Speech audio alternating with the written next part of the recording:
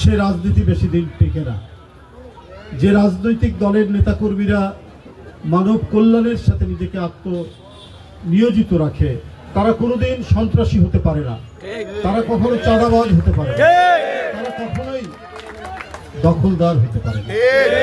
শেখ হাসিনা তার পরিবার তার ঘনিষ্ঠজন নিয়ে বিদেশে যাতে অত্যন্ত সুখে শান্তিতে থাকতে পারে, অত্যন্ত প্রাচুর্যের মধ্যে থাকতে পারে, সেই ব্যবস্থা তিনি করেছেন।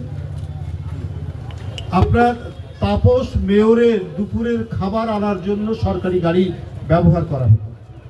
তো এক মাসে 20 কি 25 লক্ষ টাকা শুধু তেলের বিল লেগেছে। এটা গণমাধ্যমে এসেছে, সত্য ঘটনা, আমি আপনাদের সামনে বানিয়ে বলছি না। আপনার এই পুরান ঢাকার বিল, ঝিল, নালা, সেখানে ডেঙ্গু মশার বসবাস, এডিস মশার বসবাস, তাদের বসবাসকে নিশ্চিত করা হচ্ছে, পাশাপাশি মানুষের মৃত্যুকেও নিশ্চিত করছেন আপনার দোসরদের আত্মীয় স্বজনরা।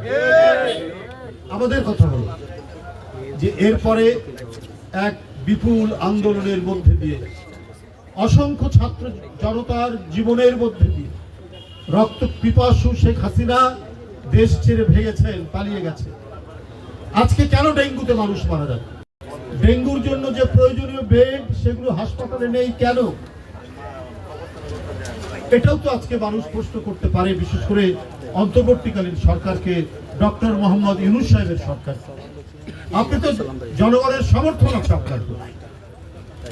আপনার সময়ে বরগুনার মতো একটি জেলা, প্রত্যন্ত দূরবর্তী একটি জেলা ঢাকা থেকে, সেইখানে ডেঙ্গুতে অসংখ্য মানুষ মারা যাচ্ছে। এটা তো হওয়ার কথা না। গোটা বরিশাল বিভাগ ছড়িয়ে গেছে কেন? যে ঢাকা থেকে ডেঙ্গু ওই যে লঞ্চে ছড়িয়ে পড়ে, লঞ্চে থামে আপনার পটুয়াখালী, বরিশাল, বরগুনা, বিভিন্ন জায়গায়, সেখান থেকে আবার ডেঙ্গু ছড়াচ্ছে। এই যে ঘটনাগুলো, সেই ঘটনাগুলো নিরসনের জন্য এখন যারা প্রশাসক রয়েছেন তাদেরকে আমাদের চোখে আঙ্গুল দিয়ে দেখাতে হবে কেন?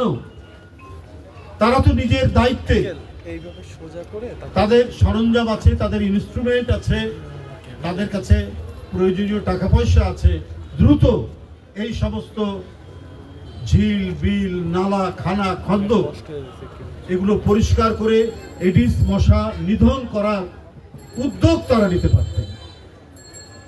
তাদের এত দেরি হয় কেন? তারা নিলেন না কেন? এই প্রশ্ন তো মানুষ করতেই পারে।